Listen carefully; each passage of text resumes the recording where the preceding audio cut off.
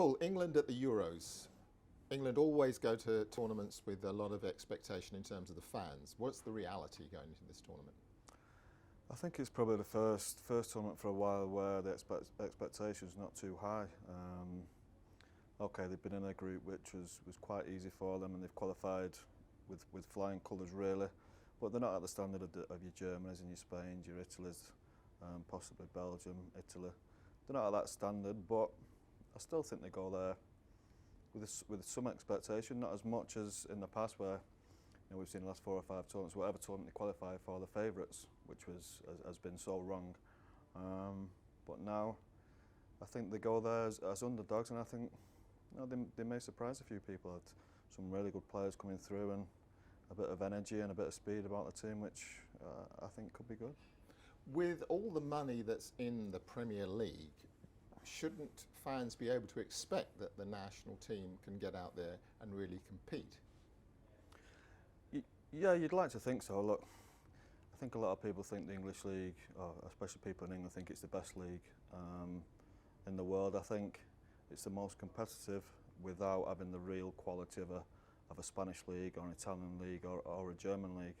I don't think we have the best players in the world or in Europe playing in our country. We have good players, don't get me wrong, we have very good players, but not to the standards of your Spanish teams and your Bayern Munich and your Juventus. They have the best players, so I think it's difficult to expect too much, but when you provide such a product for English people, you expect more from English players, and maybe it's possible that foreign players are maybe stopping young kids coming through, and that maybe have a detrimental effect on young English players. But we want to try and get the best players to England.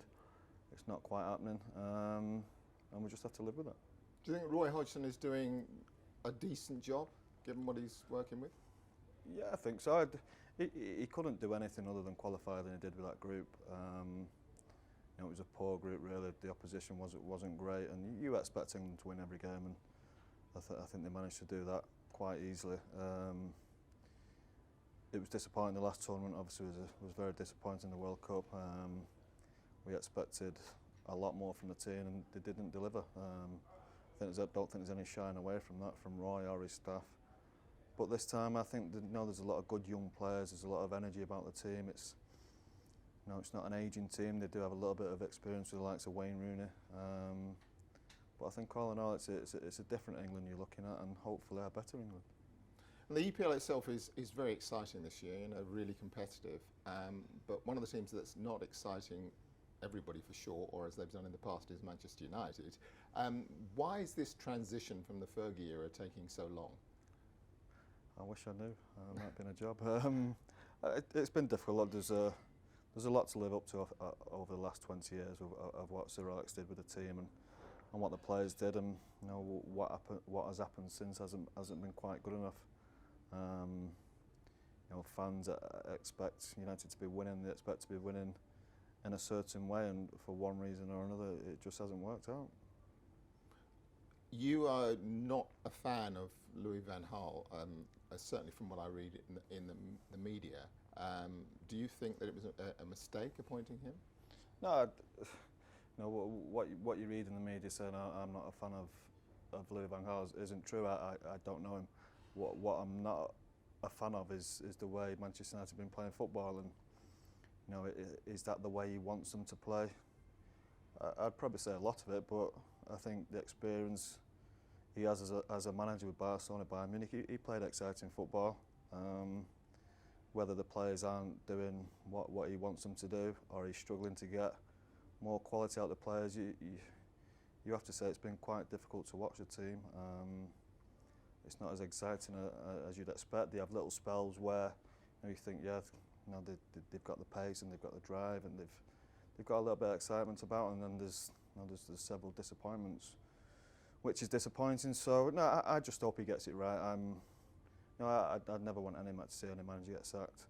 I just want him to get it right. I'm a Man United fan first and foremost, and in a way it's almost irrelevant who the manager is. I just want to go and see a team play exciting football and win things. So you're not particularly excited about the prospect of Mourinho coming in if Van Gaal leaves? No, like I said, it's probably irrelevant who the manager is to me. As a fan, it's probably irrelevant to every fan, really. They just want to go and see a team that can provide exciting football, as Manchester United have done for years and years and years. Whether that's Mourinho or Ryan Giggs or Louis van Gaal, no, we're not really fussy who it is, as long as we see passion and we see pace, we see excitement on the football pitch. Does that go over the players as well? Do the players care who the manager is? I have absolutely no idea. I don't speak to the players, so. No, players. Oh, in as general. a player? Yeah. Well, it never affected me, but I suppose I was quite lucky in a way that I played for one manager for 20 years, and he was happy with the way I played football, and I enjoyed playing the football the way I did and the way that Manchester United should do. I think for some players it would affect them, yeah, of course it would. You've been called one of the best players in the world of your generation. That must be something that's very gratifying to hear in retirement. Yeah, it's nice, of course it is, yeah, when people of such high calibre in the game who really have been world-class players, who played in World Cups and won World Cups, European Championships, Champions Leagues. It's great. It's nice for them to say that. Do you ever wonder what it would have been like if you'd gone to Barcelona or Real Madrid?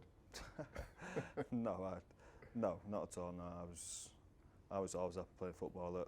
I was at one of the biggest, if not the biggest club in the world anyway. So yeah, there was never any need for that. All right, appreciate your time. Thank you. Cheers.